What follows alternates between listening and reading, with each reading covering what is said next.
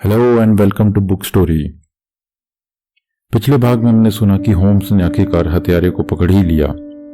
लेस्ट्रेड, Gregson और Watson को अभी भी समझ नहीं आ रहा था कि होम्स ने कैसे कर दिखाया। यह सब जानने के लिए हमें पीछे की हर घटना की कड़ी से कड़ी जोड़कर यह जानना होगा कि जिसकी वजह से ये दोनों हत्याएं हुई थी। तो चलिए अगला भाग शुरू करते हैं। उत्तरी अमेरिका के मध्य भाग में एक सूखा और वीरान सा रेगिस्तान है जो कि काफी सालों से मानव सभ्यता के विकास में रुकावट पैदा कर रहा है। दूर दूर तक सिर्फ खाली मैदान ही मैदान हैं जो कि सर्दियों में पूरी तरह से बर्फ से ढके रहते हैं और गर्मियों में सूखी रेत से। शायद ही पूरी दुनिया में ऐसा कोई और इलाका हो। तो बात करते हैं सन 1847 की। इस वीरान और सूखे इलाके में दो लोग भटक गए थे।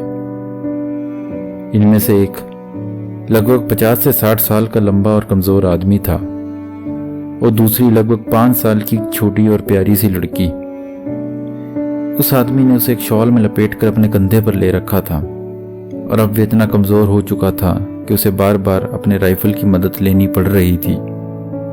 उस बूढ़े आदमी के मुकाबले में वे बच्ची अभी भी काफी तंदुरुस्त थी, पर वह आदमी अब यह जानता था कि उन दोनों के पास अब ज्यादा समय नहीं है। ऐसी जगह पर शायद वे दोनों बिना पानी के अगले 12 घंटे के अंदर अंदर ही मर जाएंगे।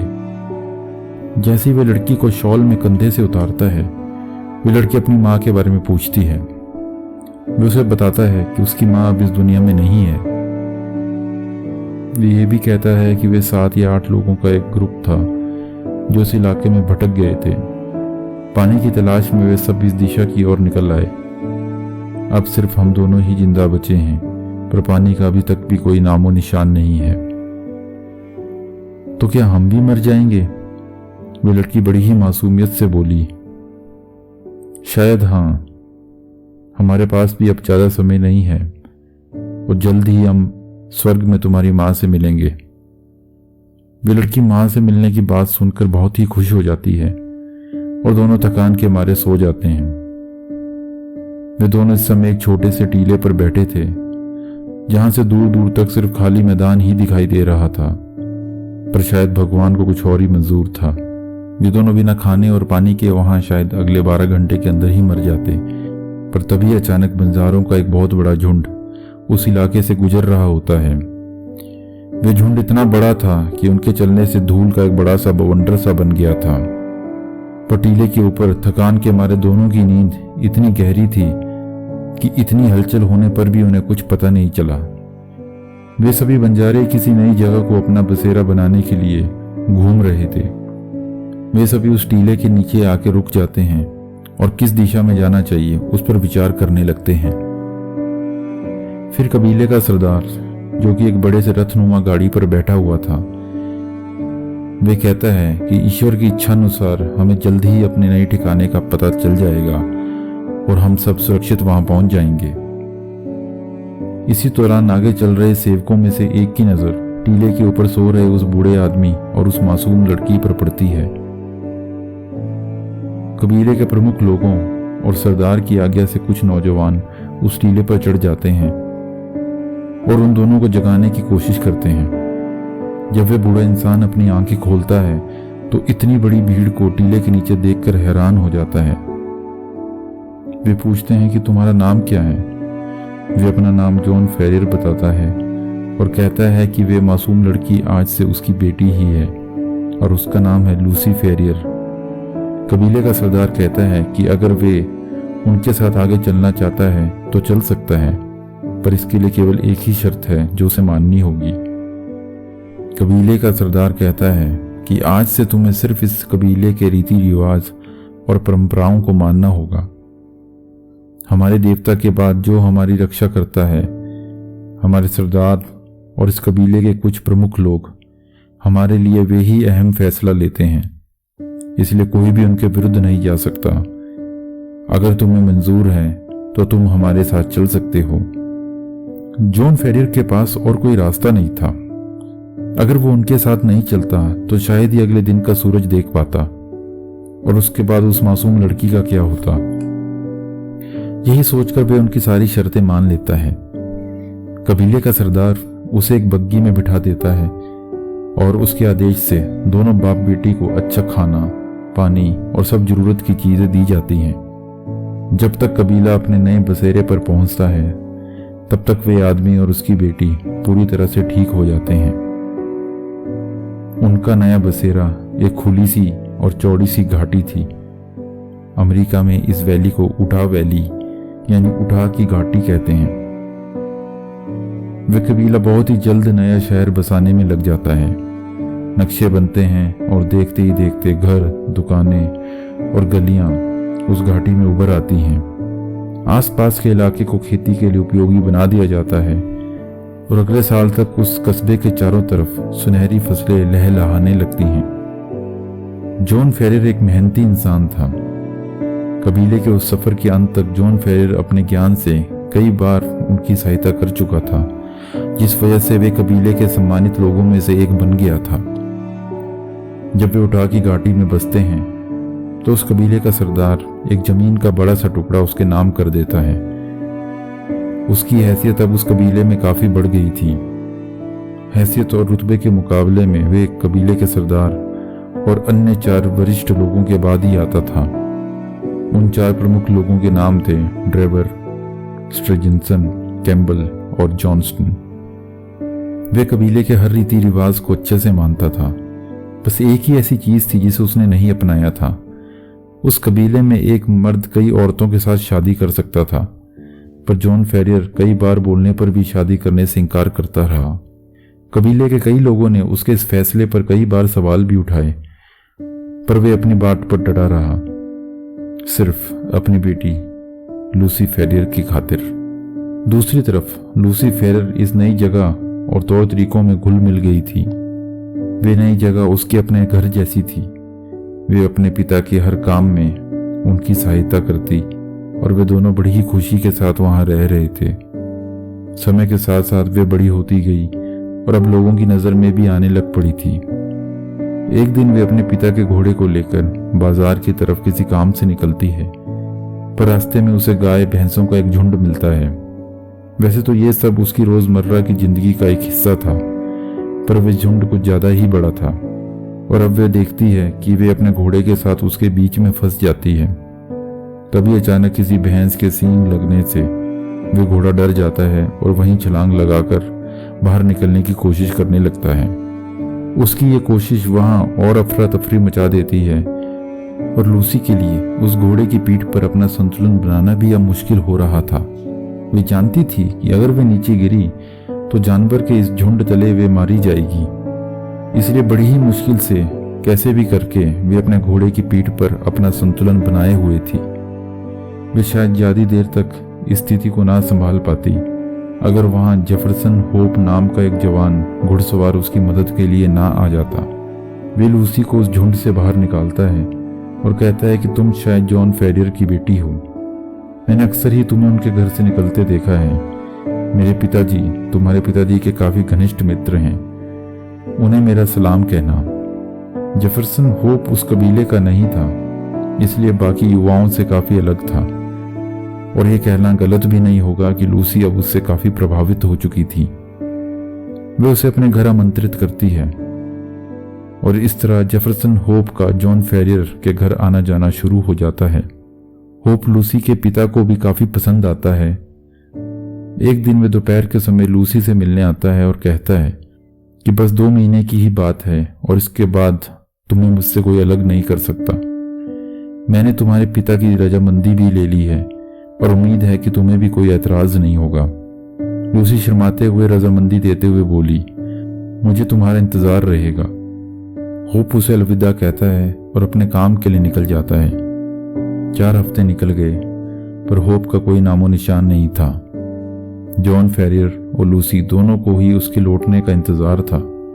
फेरियर कभी भी अपनी बेटी की शादी इस कबीले में नहीं करना चाहता था, पर इस विषय में वह चाहकर भी कुछ नहीं कर सकता था। उस कबीले में उनके रीति रिवाज सबसे ऊपर थे और उनके खिलाफ जाना बहुत ही खतरनाक हो सकता था। जो कोई भी ऐसा करता वे कब और कहां गायब हो जाता इसका पता ही नहीं चलता था। इस वजह से कबीले के लोगों में सरदार और उन 4 प्रमुख लोगों के विपरीत जाने का डर बना हुआ था। अगले दिन सुबह जब जॉन फेरियर अपने खेतों की तरफ जाने के लिए तैयार होता है, तभी दरवाज़ा खटखटाने की आवाज़ आती है। खिड़की से बाहर देखने पर जॉन फेरियर को दिखता है कि कोई अधेड़ उम्र का इंसान बाहर खड़ा था, जिसे देखकर उसके होश उड़ जाते हैं, क्योंकि वे कोई और नहीं बल्कि उस कबीले का सरदार ही था।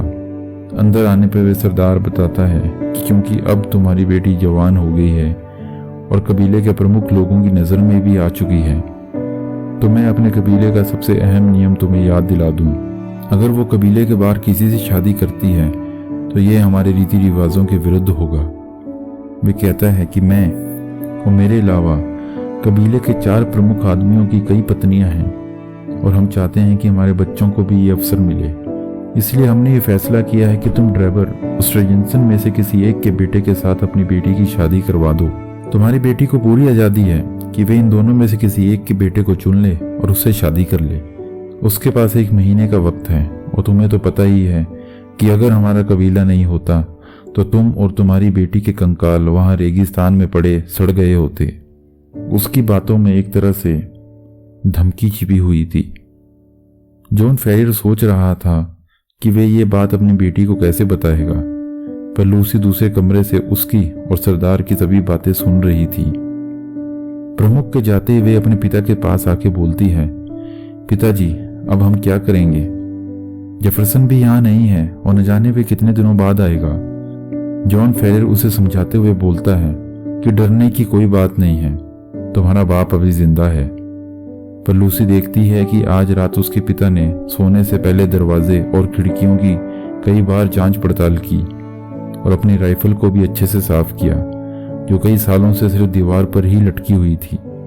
अगले दिन जॉन फेरियर सॉल्ट लेक सिटी जाता है और अपने एक भरोसेमंद आदमी द्वारा जेफरसन होप के नाम एक संदेश भिजवाता है, जिसमें कि उन पर आने वाले संकट का पूरा विवरण था। जब वह घर लौटता है तो देखता है कि घर के बेड़े के साथ 2 घोड़े बंधे हुए थे। घर के अंदर जाने पर वे देखता है कि वहां ड्रेवर और स्ट्रेजेंसन के दोनों बेटे आए हुए थे। वे दोनों जॉन फेरियर को ये कहकर मनाने की कोशिश कर रहे थे कि वे दोनों एक दूसरे से ज्यादा अमीर हैं और उसे अपनी बेटी की शादी उनसे करवानी चाहिए। जॉन फेरियर उनकी बातों से कुछ नाराज हो जाता है और उन्हें वहां से ये कहकर चले जाने को कहता है कि जो भी फैसला है वे लूसी करेगी और उन्हें बता दिया जाएगा। तब तक वे दोनों इस घर में ना आए। दोनों फेरियर के इस व्यवहार से काफी गुस्सा हो जाते हैं और बोलते हैं कि तुम ये ठीक नहीं कर रहे। तुम कबीले के सरदार और उनके 4 प्रमुख लोगों के फैसले के विपक्ष जाने की सोच रहे हो। इसका अंजाम ठीक नहीं होगा। फेरियर भी उनकी बात सुनकर गुस्से में अपनी राइफल लेने के लिए कमरे की तरफ बढ़ता है, पर लूसी उसे रोक लेती है। इतने समय में दोनों ड्रेवर और स्ट्रेजेंसन वहां से जा चुके थे। फेरियर को ये उम्मीद थी कि शायद उसके इस व्यवहार के लिए कबीले का सरदार उससे अपनी नाराजगी व्यक्त करेगा या कोई और संदेश उसके नाम भिजवाएगा, पर हुआ ऐसा जिसकी शायद फेरियर ने कल्पना भी नहीं की थी। अगली सुबह जब फेरियर उठता है तो ठीक उसकी छाती से थोड़े ऊपर उसके बिस्तर के पीछे की दीवार पर एक कागज चिपका हुआ मिलता है। उसमें लिखा होता है, सिर्फ 29 दिन तुम्हें सुधार के लिए दिए जाते हैं और उसके बाद। यह पढ़कर फेरियर के डर की कोई सीमा नहीं रहती। वो लोग उसके घर के अंदर घुसकर ये चेतावनी देकर चले जाते हैं और उसे पता भी नहीं चलता। वे सोचता है कि ऐसे हालात में वे दोनों कितने असुरक्षित हैं। अगला दिन और चौंकाने वाला था। सुबह का नाश्ता करते वक्त जैसे ही लूसी टेबल के ऊपर देखती है तो वहां एक बड़ा सा अंक 28 छत पर लिखा होता है। इस तरह हर दिन ये अंक घटते क्रम में कभी यहाँ कभी वहां घर के अलग अलग हिस्से में मिलने लगते हैं। दिन गुजरते जा रहे थे पर जेफरसन होप का कोई नामो निशान नहीं था। फेरियर देखता है कि शहर से निकलने वाले मुख्य रास्तों पर कड़ी निगरानी रखी जा रही थी। वे चाहकर भी वहां से नहीं निकल सकता था। जब केवल 2 दिन रह जाते हैं तो जॉन फेरियर उम्मीद छोड़ने लगता है। वे उदास सा बैठा खिड़की के पास बस यही सोच रहा था कि उसके बाद उसकी बेटी का क्या होगा कि तभी उसे हल्की सी खटखटाने की आवाज सुनाई देती है। क्या अब उसका और उसकी बेटी का अंत निकट है? क्या कोई हत्यारा दरवाजे पर है जो अंदर घुसने की कोशिश कर रहा है? वे आवाज थोड़ी देर बाद फिर से होती है। ऐसा लग रहा था कि आने वाला इंसान इस बात का एहसास नहीं होने देना चाहता कि वे दरवाजे पर है। फेरियर जैसे ही दरवाज़ा खोलता है तो सामने कोई भी नहीं होता, पर जैसे ही उसकी नज़र फर्श पर पड़ती है तो वहाँ एक आदमी मुंह के बल गिरा हुआ होता है। इससे पहले कि फेरियर कुछ समझ पाता, वे आदमी सरकता हुआ घर के अंदर दाखिल हो जाता है। वे कोई और नहीं बल्कि जेफरसन होप था। दोनों बाप बेटी उसे देखकर बहुत खुश हो जाते हैं और अब उनकी ये उम्मीद जाग जाती है कि वे जल्द ही इस मुसीबत से बाहर आ जाएंगे।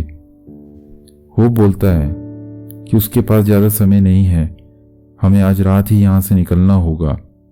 आपके घर पर आगे और पीछे से निगरानी रखी जा रही है, इसलिए हमें रेंगते हुए सबकी नज़रों से बचते हुए यहाँ से निकलना होगा। मैंने शहर के पीछे वाली पहाड़ी के पार घोड़े बांध कर रखे हैं ताकि हम जल्दी ही यहाँ से दूर निकल जाएं। वहाँ तक हमें पैदल और छुपकर ही जाना होगा। वे सभी कुछ पैसे, जेवर और जो खाने का सामान अपने साथ ले जा सकते थे इकट्ठा कर लेते हैं और रात के अंधेरे का फायदा उठाकर वहाँ से निकल जाते हैं। सारी रात पैदल चलने के बाद वे तीनों आखिरकार पहाड़ी पार कर लेते हैं और वहां पहुंच जाते हैं जहां जेफरसन ने घोड़ों को बांध रखा था। अब सुबह होने को थी। जेफरसन होप जानता था कि सुबह होते ही उनके भागने की खबर सबको लग जाएगी और वे उनका पीछा जरूर करेंगे। इसलिए वे बिना आराम किए उन दोनों को घोड़ों के ऊपर आगे का सफर तय करने को कहता है। वे पूरा दिन सफर तय करते हैं और किसी भी तरह का पीछा करने का कोई संकेत दिखाई नहीं दे रहा था। अब जेफरसन को भी ये उम्मीद हो चली थी कि वे सभी सुरक्षित दूरी पर पहुंच चुके हैं, इसलिए उस रात वे एक बड़ी सी चट्टान के नीचे रात बिताने की सोचते हैं। उनके पास खाना लगभग खत्म ही हो चुका था, इसलिए जेफरसन खाने की तलाश में जंगल में निकल जाता है। वे जाने से पहले दोनों बाप बेटी और घोड़ों को उस चट्टान के नीचे छोड़ जाता है। काफी देर जंगल में घूमने के बाद आखिरकार उसे शिकार मिल ही जाता है। तब तक जेफरसन को जॉन और लूसी से लग हुए लगभग 4 घंटे हो चुके थे। जब वे वापस आता है तो वहां बुझी हुई आग के आसपास कोई भी नहीं होता। वे अफरा तफरी में इधर उधर भागता है। तभी उसका पैर एक मिट्टी के ढेर से टकराता है जो उसके जाने से पहले वहां नहीं था। ये निश्चित रूप से ही नई खोदी गई कब्र थी। ध्यान से देखने पर पता चलता है कि उस कब्र के ऊपर एक लकड़ी गाड़ी गई थी और उस लकड़ी के ऊपर एक कागज का टुकड़ा लटक रहा था जिस पर लिखा था जॉन फेरियर, मृत्यु 4 अगस्त 1860। जेफरसन इस उम्मीद में चारों ओर देखता है कि उसे शायद दूसरी कब्र भी कहीं दिख जाए, पर वे वहां नहीं थी। वे समझ गया था कि लूसी के साथ क्या हुआ है और अब वे उसे उनकी गिरफ्त से नहीं छुड़ा सकता। वे शायद अपने आप को वहीं खत्म कर लेता, पर उसके मन में ये भावना पैदा होती है कि उसके जीवन का अब सिर्फ एक ही लक्ष्य है और वे लक्ष्य है बदला। वे वापस अपना सफर सॉल्ट लेक सिटी की तरफ शुरू करता है। पैदल, अकेला और बिना घोड़े के उसे वापस आने में 5 दिन लग जाते हैं। शहर के बाहर वे किसी तरह अपने एक परिचित से मिलता है। उसका परिचित उसे कहता है कि फेरियर परिवार को भगाने के जुर्म में तुम्हारी तलाश की जा रही है, इसलिए तुम्हारी जान को खतरा है। होप उससे पूछता है कि लूसी का क्या हुआ। उसका परिचित यह भी बताता है कि ड्रेबर और स्ट्रेजेंसन दोनों ही इस खोजी दल के सदस्य थे जो तुम्हारे पीछे गया था। स्ट्रेजेंसन ने ही जॉन फेरियर को गोली मारी थी ताकि लूसी पर उसका हक और मजबूत हो जाए, पर सरदार ने लूसी की शादी फिर भी ड्रेबर के साथ करा दी। लूसी किसी जिंदा लाश से कम नहीं है, ये कहकर होप किसी घायल शेर की तरह वापस पहाड़ी की तरफ लौट जाता है। वहीं अपने जीवन से निराश लूसी भी 1 महीने के अंदर ही अपना दम तोड़ देती है। जब लूसी के अंतिम संस्कार की तैयारी चल रही थी तब अचानक से जेफरसन होप वहां आ जाता है और लूसी के हाथ से वो शादी की अंगूठी निकालकर कब वहां से गायब हो जाता है, किसी के कुछ समझ नहीं आता। उसके बाद शहर में कई तरह की अफवाहें होप को लेकर उड़ती हैं। कई लोगों को लगता है कि वे मर गया है, पर कई बार शहर के पीछे वाले पहाड़ पर उसकी तरह के आदमी को कई लोगों ने देखा था। मिस्टर ड्रेवर और स्ट्रेजेंसन पर भी 1 या 2 बार जानलेवा हमले हुए, पर वे बाल बाल बच गए। अब तक वे दोनों जान चुके थे कि उनके पीछे कौन पड़ा है। उन वीरान जंगलों में भटकते हुए जेफरसन होप काफ़ी कमज़ोर हो गया था, इसलिए वे फैसला करता है कि वे अपने पुराने शहर लौट जाएगा जहां इससे पहले वे काम करता था, ताकि उसकी सेहत में कुछ सुधार हो सके और कुछ पैसे भी इकट्ठे हो जाएं। वे सोच रहा था कि इसके बाद वे पूरी तैयारी के साथ अपने काम को अंजाम दे सकेगा। ना चाहते हुए भी जेफरसन होप को 5 साल लग जाते हैं, पर इसके बावजूद भी बदले की आग उसके मन में अभी भी भड़क रही थी। जब वे 5 साल बाद सॉल्ट लेक सिटी वापस आता है, तब तक हालात काफी बदल चुके थे। कबीले के सरदार और उन 4 प्रमुख लोगों में आपस में ही मतभेद पैदा हो चुके थे और स्ट्रेजेंसन और ड्रेबर भी बगावत करने वालों में से एक थे। इसके बाद वे दोनों शहर छोड़कर चले गए थे, पर कहाँ गए किसी को कुछ नहीं पता। जेफरसन होप उनकी तलाश में अमेरिका के लगभग सभी शहरों में अलग अलग तरह के काम करते हुए उन्हें ढूंढता रहता है। वक्त बीतता गया और उसकी उम्र भी बढ़ती गई, पर बदले की आग उसके दिल में अभी भी वैसे ही जल रही थी। आखिरकार उसकी तलाश रंग लाई। ओहायो सिटी में उन दोनों के होने की खबर आती है। ड्राइवर की किस्मत बढ़िया थी जो उसने खिड़की के बाहर गली में टहलते हुए जेफरसन होप को देख लिया था। उसने तुरंत इसकी जानकारी पुलिस को दी और होप को गिरफ्तार कर लिया गया। जब वे जेल से छूटकर आया तो पता चला कि वे दोनों ओहायो छोड़कर यूरोप निकल गए हैं। वहां ओहायो में रहकर ही वे कुछ पैसों का इंतजाम करने लगता है और फिर आखिरकार यूरोप के लिए निकल जाता है। जब वे सेंट पीटर्सबर्ग पहुंचता है तो उसे पता चलता है कि वे दोनों पेरिस के लिए निकल गए हैं, और जब वे पेरिस पहुंचता है तो ये पता चलता है कि अब वे दोनों कोपनहेगन के लिए निकल चुके हैं। कोपनहेगन पहुंचने के लिए भी वे 2 दिन लेट हो चुका था, क्योंकि 2 दिन पहले ही वे लंदन के लिए निकल जाते हैं। और आखिरकार लंदन वे जगह बनती है जहां उसका बदला पूरा होता है। तो ये थी दोनों के कत्ल के पीछे की वजह। अब ये बात करते हैं कि होम्स को उसके बारे में कैसे पता चला। जब होम्स जेफरसन होप को हथकड़ी पहनाता है, तब वे हर जतन करता है अपने आप को आजाद कराने का, पर उन 4 के आगे वे कामयाब नहीं हो पाता। थोड़ी देर बाद वे होम्स से कहता है कि उसके पैरों को मुक्त कर दिया जाए ताकि वे खुद नीचे खड़ी बग्गी तक जा सके। पुलिस स्टेशन जाने से पहले वे होम्स से कहता है कि यदि पुलिस प्रमुख की जगह खाली है तो तुम इसके लिए सबसे अच्छे आदमी हो। पुलिस स्टेशन पहुंचने पर वहां इंस्पेक्टर कहता है कि इसे अगले हफ्ते कोर्ट में पेश किया जाएगा। वे कहता है कि अगर अभी तुम कुछ कहना चाहते हो तो कह सकते हो, पर बस ये बात याद रखना कि ये बात तुम्हारे खिलाफ भी इस्तेमाल की जा सकती है, इसलिए जो भी बोलना सोच समझकर बोलना।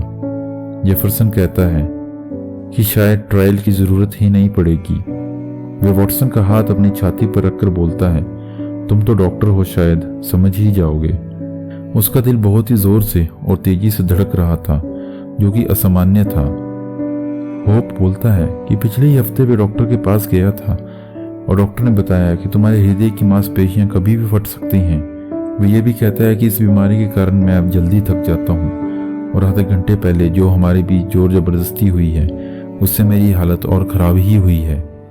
वॉटसन की रजामंदी लेने के बाद इंस्पेक्टर कहता है कि हमें होप का बयान ले लेना चाहिए ताकि ट्रायल के वक्त ये काम आए।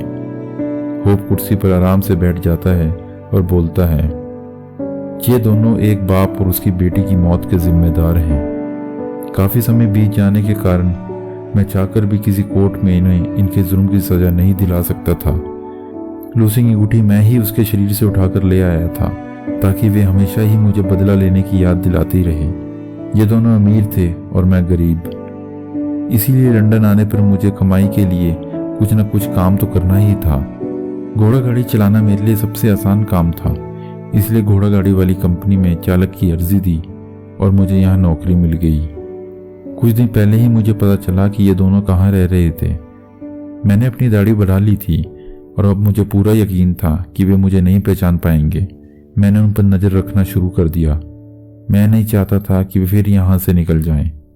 मैं दिन रात उनका पीछा करता रहा, पर वे दोनों कभी अलग नहीं होते थे और ना ही रात को कहीं बाहर निकलते थे।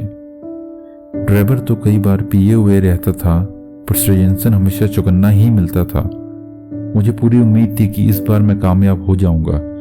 बस यही डर था कि मेरे सीने के अंदर की ये चीज़ शायद मेरा काम होने से पहले ही ना फट जाए।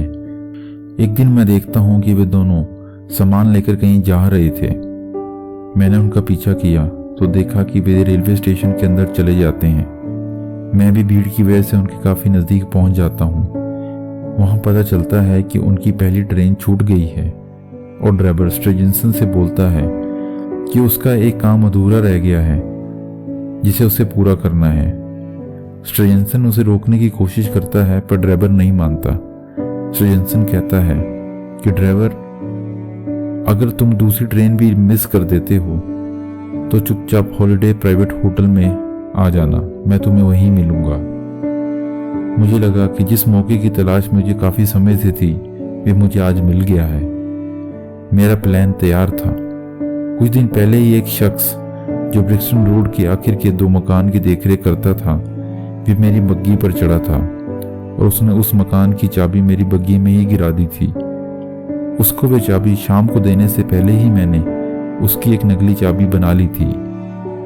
अब मेरे पास केवल एक ही दिक्कत थी, ड्राइवर को उस खाली पड़े मकान तक कैसे लाऊं जहां मैं अपने काम को आसानी से अंजाम दे सकता था।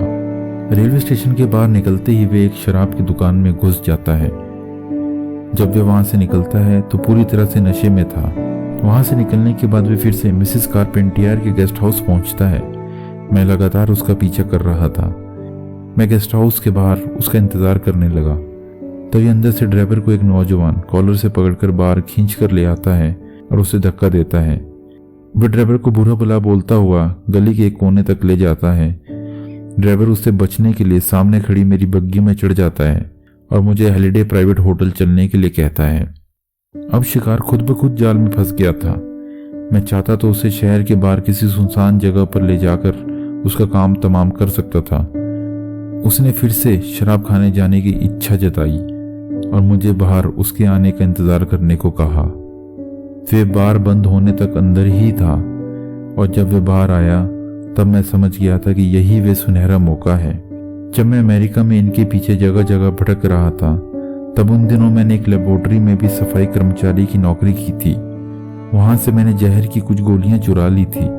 मैं जिस घड़ी का इंतजार पिछले 20 साल से कर रहा था वे आखिरकार आ ही चुकी थी। रात के लगभग 1 बज रहे थे और मैं अपनी बग्गी को ब्रिक्सटन रोड पर ले जा रहा था जो उस समय बिल्कुल सुनसान था। उस कोने के मकान पर पहुंचकर मैंने बग्गी रोक दी और तब तक बारिश शुरू हो चुकी थी। मैंने उसे हिलाया और उसे उतरने को कहा। उसे लगा शायद मैं उसे उसके होटल ले आया हूँ, इसीलिए वे नशे में बिना कुछ सोचे समझे मेरे साथ अंदर आ गया। यहाँ बहुत ही अंधेरा है, वे नशे में बोला। जल्दी अब रोशनी हो जाएगी। मैंने मोमबत्ती जलाई जो मैं अपने साथ लाया था और उसे अपने चेहरे की तरफ करते हुए उसे बोला, क्या तुमने मुझे पहचाना ड्राइवर? मुझे ध्यान से देखने पर उसके चेहरे का भाव ही बदल गया। उसकी आंखों में वो डर देखकर मुझे इतनी खुशी हुई जिसे मैं बयान नहीं कर सकता। मेरी उत्सुकता इतनी बढ़ गई थी कि अपनी छाती के अंदर मैं वे हलचल अब साफ महसूस कर रहा था। मुझे शायद किसी तरह का चक्कर ही आ जाता अगर मेरी नाक से खून बहना शुरू ना होता। उसकी वजह से ही मुझे कुछ आराम मिला। ड्राइवर, तुम 2 लोगों की मौत के जिम्मेदार हो और तुम में से और मुझ में से कोई एक ही कल का सूरज देखेगा। ये कहकर मैंने अपनी जेब से एक डिब्बी निकाली जिसमें जहर की वे गोली रखी थी। इसमें से एक गोली में जहर है और दूसरी में ज़िंदगी। चल देखते हैं कि तेरे नसीब में मौत आती है या मेरे। बार बार मुझसे माफ़ी मांगने लगा पर मैंने अपनी जेब से चाकू निकालकर उसके गले पर रख दिया और उसे गोली खाने को कहा। मैंने भी दोनों में से एक गोली खा ली और फिर हम दोनों एक दूसरे को देखने लगे। कुछ ही पल में वे फर्श पर आ गिरा। मैंने अपने जूते से उसे हिलाया पर तब तक वे मर चुका था। खून लगातार मेरी नाक से बह रहा था। पता नहीं मुझे क्या सूझा और मैंने वे शब्द दीवार पर लिख दिया ताकि पुलिस को गुमराह किया जा सके। एक बार न्यूयॉर्क में एक जर्मन मृत पाया गया था। उसके बेडरूम में भी यही शब्द लिखा गया था और ये सब अटकलें थी कि ये किसी गोपनीय संस्था का काम है। मुझे लगा था शायद ये लंदन में भी काम कर जाए। वहाँ से निकलने के बाद कुछ दूर जाने पर जब मैंने जेब में हाथ डाला तो लूसी की अंगूठी गायब थी। क्योंकि वे ही उसकी आखिरी निशानी थी इसलिए मैं वापस लौटा और बग्गी को पीछे ही खड़ा कर उस घर की तरफ बढ़ा पर तब तक वहाँ एक पुलिसकर्मी मौजूद था, इसीलिए मुझे शराबी होने का नाटक करना पड़ा। तो इस तरह मैंने ड्राइवर का अंत किया। हाँ, एक और बात, मैं जानता था कि स्ट्रेजेंसन भी हॉलिडे प्राइवेट होटल में ठहरा हुआ है, तो मैं अगली सुबह उसके बाहर आने का इंतज़ार करता रहा, पर वह ड्राइवर के मुकाबले ज़्यादा चालाक था। पर अब मैं भी हार मानने वाला नहीं था। मैंने जल्दी पता लगा लिया था कि उसके कमरे की कौन सी खिड़की है। मैं गली में पड़ी सीढ़ी की सहायता से उसके कमरे में दाखिल हुआ। उसे जगाने के बाद मैंने उसे ड्राइवर की मौत के बारे में बताया और उसे भी वो जहर वाली गोली खाने को कहा, पर उसने अपने बचाव के लिए मुझ पर ही हमला कर दिया और इसी बीच मुझे चाकू से उसके दिल पर कई बार वार करने पड़े, जिसकी वजह से उसकी मृत्यु हो गई। उसका कत्ल करने के बाद मैं वहाँ से निकल आया। मैंने उस पूरे दिन एक सामान्य चालक की तरह ही बग्गी चलाई ताकि किसी तरह का कोई शक मुझ पर ना हो।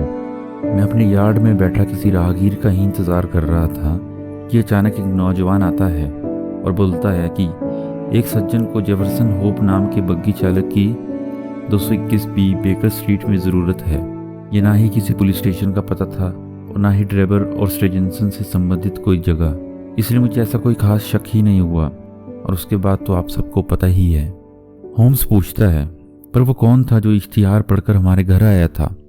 जेफरसन हो बोलता है, भी मेरा एक साथी था, पर उसे सबसे दूर ही रखते हैं क्योंकि कत्ल में इसका कोई हाथ नहीं था। पुलिस होप का बयान दर्ज करती है और होम्स और वॉटसन बेकर स्ट्रीट के लिए निकल पड़ते हैं। अगले हफ्ते ही उन तीनों को स्पेशल ट्रायल के लिए कोर्ट में हाजिर होना था, पर वे ट्रायल हो ही नहीं पाया। 2 दिन बाद ही होप की उस बीमारी से खून की नसें फटने से मौत हो जाती है। मरने के बाद भी उसके चेहरे पर एक हल्की सी मुस्कान थी, मानो वो ये कह रहा था कि जो मैं करना चाहता था अपने जीवन में वो मैंने कर लिया, अब मुझे मौत का भी कोई गम नहीं है। वॉटसन के मन में अब भी यही सवाल था कि होम्स ने कैसे पता लगाया कि कातिल जेफरसन होप ही है। होम्स उसे बताता है, जब उसने जांच शुरू की तो उसने अपनी थ्योरी और मौजूदा सबूतों से ये बता ही दिया था कि पिछली रात एक घोड़ा गाड़ी यहाँ आई थी। लॉन की वो कीचड़ जो सबके लिए बेकार थी, उसके लिए हत्यारे की कदकाठी जानने के लिए बहुत ही उपयोगी साबित हुई। जासूसी दुनिया में सबसे अहम पढ़ाई है कदमों की दूरी से निष्कर्ष पर पहुंचना। और वॉटसन, तुम ये मानो ना मानो, मैंने ये पढ़ाई बहुत ही अच्छे से की है। वे कहता है, उन 2 लोगों के पैरों के निशान नीचे थे और बाकी सिपाहियों के निशान उनके ऊपर बने हुए थे, इसलिए मेरे लिए निष्कर्ष निकालना और भी आसान हो गया था। अगला सबूत घर के अंदर था। लाश पर चोट का कोई निशान नहीं था और चेहरे का भाव भी बता रहा था कि वो जान गया था कि अब वो मरने वाला है। उसके होंठों को सूंघने पर एक खट्टी सी बदबू आ रही थी, जिससे मुझे ये मालूम हो गया था कि इसे जहर दिया गया है, और वो भी ज़बरदस्ती दिया गया है। ये उसके चेहरे के भाव बता रहे थे। ऐसे पहले भी कई बार हो चुका है। यहाँ कोई लूटपाट नहीं हुई थी। ये कत्ल राजनीतिक भी नहीं हो सकता, क्योंकि ऐसे केस में अक्सर घटना को अंजाम देने के बाद राजनीतिक हत्यारा चुपचाप वहाँ से निकल जाता है। किसी तरह का शब्द दीवारों पर लिखने के लिए नहीं रुकता। वे जल्द वहाँ से निकल जाने की कोशिश करता है, पर पैरों के निशान बता रहे थे कि हत्यारा उस कमरे में चारों तरफ घूम रहा था। ये कोई निजी मामला ही हो सकता है। वो अंगूठी जो उससे गलती से वहाँ छूट गई थी, हत्यारे ने उसका उपयोग जरूर मरने वाले को कुछ याद दिलाने के लिए किया होगा।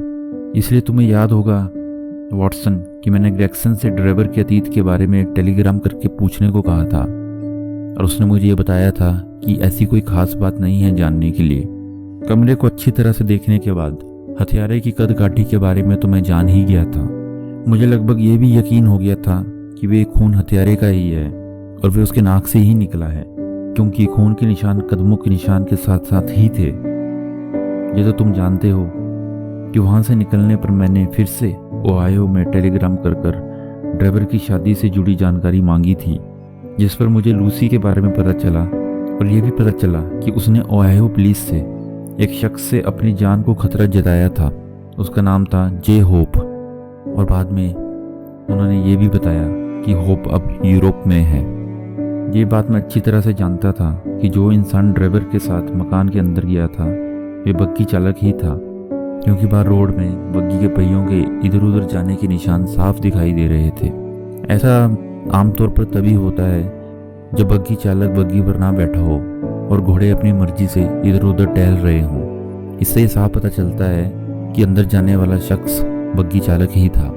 और एक बहुत ही ज़रूरी चीज़, अगर आपको किसी का पीछा करना हो लंदन में, वो भी सबकी नज़रों से बचकर, तो शायद बग्गी चालक से बढ़िया और कोई काम नहीं हो सकता। इन सब से मैं इस नतीजे पर पहुंचा कि होप बग्गी चालक ही हो सकता है। बाद में ये बात मेरे दिमाग में आई कि होप यहाँ किसी और नाम से क्यों रहेगा, उसे ही लंदन में और कौन जानता है। इसलिए शायद उसने अपना नाम बदलना भी ज़रूरी नहीं समझा होगा, किसी को उस पर किसी तरह का शक ना हो। इसलिए मुझे विश्वास था कि वे अपनी ये नौकरी कुछ दिन और जारी रखेगा। इसलिए मैंने अपनी जासूसी सेना के सभी सदस्यों को बग्गी की सुविधाएं देने वाली कंपनी के ऑफिस में भेजा, ताकि मुझे वो इंसान मिल जाए जिसकी मुझे तलाश है। और लगभग 2 दिन भटकने के बाद होप आखिरकार हमें मिल ही जाता है। और आगे तो तुम सब जानते ही हो वाटसन। पर स्ट्रेजनसन का कत्ल ये मैंने उम्मीद नहीं की थी। पर जब मुझे वहाँ से वो जहर की डब्बी मिली जिसकी मुझे तलाश थी, तो सब दूध का दूध और पानी का पानी हो गया था। अगर तुम इन सब चीज़ों को ध्यान से देखो तो वाटसन, ये पता चलेगा कि ये सब घटनाएं और कड़ियाँ एक दूसरे से जुड़ी हैं। और इस तरह होम्स ड्रेवर और स्ट्रेजनसन की हत्या की ये गुत्थी सुलझा देता है। वाटसन को अब यकीन हो गया था कि होम्स की वे थ्योरी वाकई ही प्रैक्टिकल है। तो साथियों, स्टडी इन स्कारलेट का ये आखिरी भाग भी खत्म होता है। तो साथियों, कैसा लगा आपको ये भाग? हमें कमेंट करके ज़रूर बताएं। और हम ये उम्मीद करेंगे कि आप ये किताब स्टडी इन स्कारलेट ज़रूर पढ़ें।